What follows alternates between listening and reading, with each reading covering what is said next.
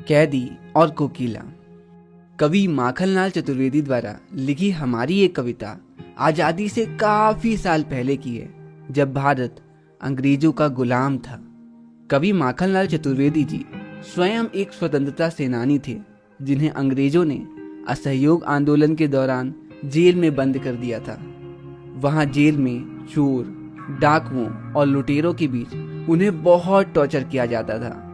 ना खाने को पेट भर खाना मिलता था और ना पीने को पानी। भूखे प्यासे उनसे सारा दिन काम करवाने के बावजूद भी उन्हें रात को हंसना मुस्कुराना तो दूर की बात, उन्हें तो चैन से सोने भी नहीं दिया जाता था। इसी टॉर्चर के बीच एक रात को माखनलाल चतुर्वेदी जी अपनी काल कोठरी में सोने जा रहे थे कि तभी वहां पेड़ की डाल में एक कोयल आकर बैठ जाती है और जोर जोर से गाना गाने लगती है, जिसे देख माखनलाल चतुर्वेदी जी उससे पूछते हैं कि तुम इतनी रात को इतनी तेज तेज भला क्यों गा रही हो? कहीं तुम मेरे लिए किसी का कोई संदेश तो नहीं लाई हो? और उसी कोयल से बात करते हुए और उससे अपनी हालात कंपेयर करते हुए माखनलाल चतुर्वेदी जी इस पोयम को लिखते हैं। और वो पोयम के पहले स्टैंजा में कहते हैं, क्या गाती हो? मतलब हे कोयल, तुम इतनी रात को क्या गा रही हो? क्यों रह रह जाती हो? और बीच बीच में तुम गाते गाते रुक क्यों जाती हो? कोकिल बोलो तो, कोयल बताओ ना, क्या लाती हो? मतलब तुम क्या लाई हो? संदेशा किसका है? कहीं तुम मेरे लिए किसी का संदेशा तो नहीं लाई हो? कोकिल बोलो तो, मतलब कोयल बताओ ना। तो हमारे इस पहले स्टैंजा में हमने देखा कि कवि माखनलाल चतुर्वेदी जी कोयल से पूछते हैं, तुम क्या गा रही हो? और गाते गाते बीच बीच में तुम यूं रुक क्यों जाती हो? कहीं ऐसा तो नहीं कि तुम मेरे लिए किसी का कोई संदेशा लाई हुई हो? और हमारे इस छोटे से स्टैंजा से आपके लिए ये रहा एक प्यारा सा सवाल आपकी स्क्रीन पे, क्यों रह रह जाती हो से कवि का क्या तात्पर्य है? जवाब आपको नीचे कमेंट्स के थ्रू देना है।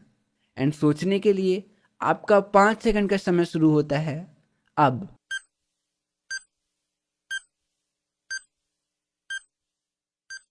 तो हमारे इस पहले स्टैंजा में क्यों रह रह जाती हो से कवि का तात्पर्य रुक रुक कर गाना गाने से है। इसी प्रकार हमारे दूसरे स्टैंजा में कवि कहते हैं, ऊंची काली दीवारों के घेरे में। मतलब देखो तो इन अंग्रेजों ने हमें इन ऊंची ऊंची काली दीवारों के बीच जेल में बंद कर दिया है, डाकू चोरों बटमारों के डेरे में।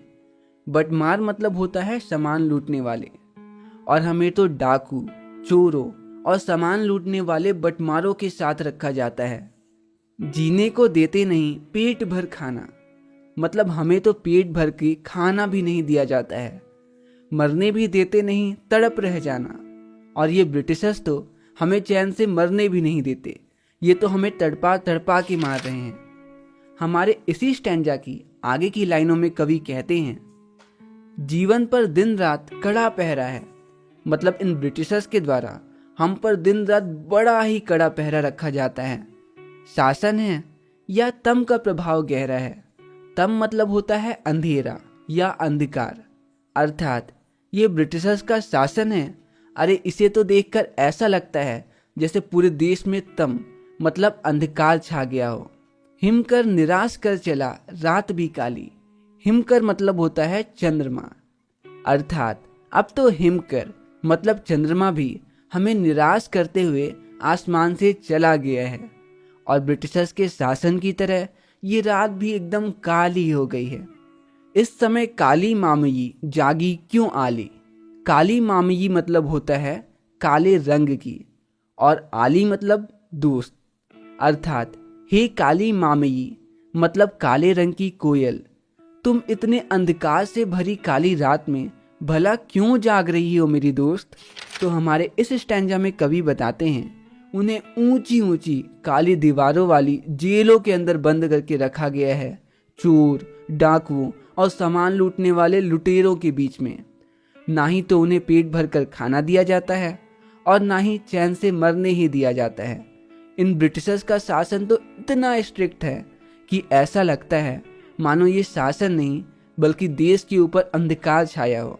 जब कभी कोयल से बात कर रहे थे तभी आसमान से चंद्रमा भी गायब हो जाता है और कभी उस कोयल से पूछते हैं अब तो आसमान से चंद्रमा भी चला गया है, इस काली रात में तुम क्यों जग रही हो मेरी दोस्त। तो हमारे इस छोटे से स्टैंजा से ये रहा आपका सवाल आपकी स्क्रीन पे। शासन है या तम का प्रभाव गहरा है, इस लाइन में तम शब्द का क्या अर्थ है। आपके ऑप्शंस हैं ऑप्शन ए ब्रिटिश शासन, ऑप्शन बी काली रात, ऑप्शन सी अंधकार या ऑप्शन डी इनमें से कोई नहीं। और आपका 5 सेकंड का समय शुरू होता है अब।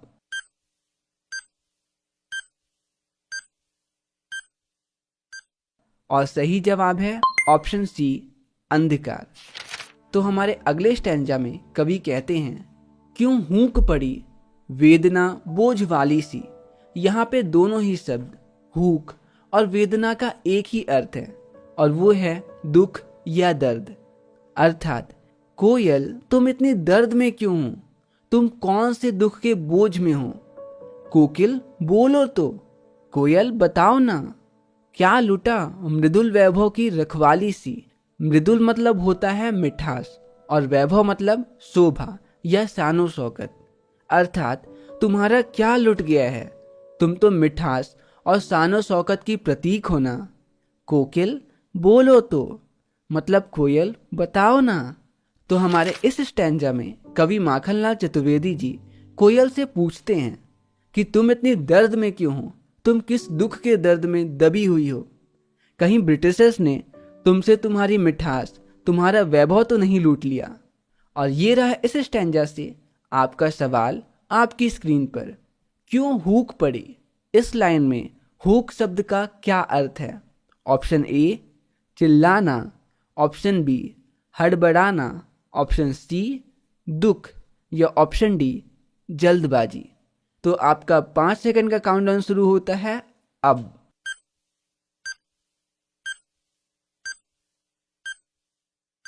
और सही जवाब है ऑप्शन सी दुख या दर्द। तो वहीं हमारे अगले स्टैंजा में कवि कहते हैं क्या हुआ बावली अर्धरात्रि क्यों चीखी। बावली मतलब होता है पागल और अर्धरात्रि मतलब आधी रात को। अर्थात क्या हुआ पागल ऐसे आधी रात को क्यों चीख रही हो। कोकिल बोलो तो मतलब कोयल बताओ ना। किस दावानल की ज्वालाएं हैं दिखी। दावानल मतलब होता है जंगल की आग। अर्थात तुमने किसी जंगल की आग देख ली है क्या। कोकिल बोलो तो मतलब कोयल बताओ ना। तो हमारे इस स्टैंजा में कवि कोयल को बावली मतलब पागल बोलते हुए कहते हैं अरे इतनी रात को शोर क्यों मचा रही हो, किसी जंगल की आग वाग देख ली हो क्या। और ये रहा इस छोटे से स्टैंजा से आपका सवाल आपकी स्क्रीन पर। किस दावानल की ज्वालाएं हैं दिखी, इस लाइन में दावानल शब्द का क्या अर्थ है। और आपके पास कोई भी ऑप्शंस नहीं है। तो आपका 5 सेकंड का समय शुरू होता है अब।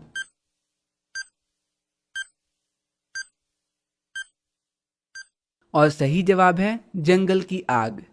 तो हमारे अगले स्टैंजा में कवि कोयल को अपने हालात बताते हुए कहते हैं क्या देख नहीं सकती जंजीरों का गहना। मतलब कोयल क्या तुम मुझ पर बंधी इन जंजीरों को देख नहीं पा रही हो। हथकड़ियां क्यों, ये ब्रिटिश राज का गहना।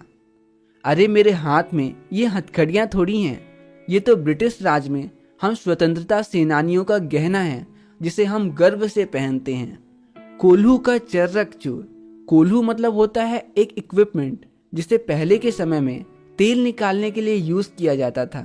इसमें बीच में एक ओखली होती थी जिसमें बहुत सारा सरसों डाल दिया जाता था और साइड में एक मोटे से डंडे के साथ बैलों को या कैदियों को बांध दिया जाता था जो गोल गोल घूमते थे, जिससे सरसों या किसी और चीज का तेल निकाला जाता था। कवि वही कहते हैं कोल्हू का चर्रक चू, मतलब कोल्हू की आवाज ही जीवन की तान। तान मतलब होता है गीत या गाना। मतलब अब तो कोल्हू की आवाज ही हमारे जीवन का गाना बन चुकी है। गिट्टी पर उंगलियों ने लिखे गान। और जब हम दिन रात पत्थर तोड़कर गिट्टी बनाते हैं तो उस गिट्टी में देश को स्वतंत्र कराने की हमारी ये मेहनत हमेशा के लिए किसी गीत के रूप में छप जाती है। आगे की लाइन में कवि कहते हैं, हूँ मोट खींचता लगा पेट पर जुआं। मोट उस मोटी सी लकड़ी को कहते हैं जो ओखली से बंधी हुई होती है, और जुआं मतलब होता है वो रस्सी जिससे बैल या कैदियों को मोट से बांधा जाता था। मतलब मैं दिन भर ओखली का मोट खींचता हूँ, अपने पेट पर जुआं बांधकर खाली करता हूँ ब्रिटिश अकड़ का कुआं। और उन ब्रिटिशर्स को बड़ी अकड़ है कि वो हमें टॉर्चर करके हमें देश आज़ाद करने से रोक लेंगे, लेकिन मैं इनके सारे टॉर्चर को सह के इनकी अकड़ के इस कुएं को खाली कर रहा हूँ। दिन में करुणा क्यों जागे रुलाने वाली, मतलब दिन में तो हमें ब्रिटिशर्स इतना टॉर्चर करते हैं कि हमारे दिल में रुलाने के लिए भी करुणा को जागने का समय नहीं मिलता। इसीलिए रात में गजब ढा रही आली। अब हमारे पास दिन में तो रोने का समय नहीं होता, इसीलिए तुम रात में आकर शोर मचा रही हो ना मेरी दोस्त, जिससे हम अपने दुखों को याद कर सकें और रो सकें। तो हमारे इस स्टैंजा में कवि कोयल को बताते हैं, तुम इन जंजीरों को देखकर उदास मत हो, ये कोई हथकड़ियाँ थोड़ी हैं, ये तो ब्रिटिश राज में हम स्वतंत्रता सेनानियों का गहना है, और जो कि हमारा सारा दिन इन ब्रिटिशर्स की अकड़ निकालते हुए टॉर्चर सहते सहते निकल जाता है, कभी कोलू का बैल बनकर तो कभी पत्थर तोड़कर। उस टॉर्चर के बीच हमें रोने का भी समय नहीं मिलता, इसीलिए तुम रात को हमें रुलाने आई हो ना। और ये रहा हमारा इस स्टैंजा से आपका सवाल आपकी स्क्रीन पर। और आपका सवाल है, स्क्रीन पर दिख रही इस फोटो में इस मोटी सी लकड़ी को क्या कहा जाता है?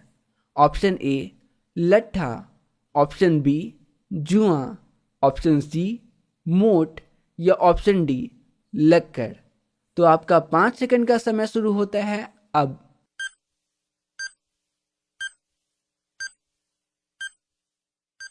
और सही जवाब है ऑप्शन सी मोट।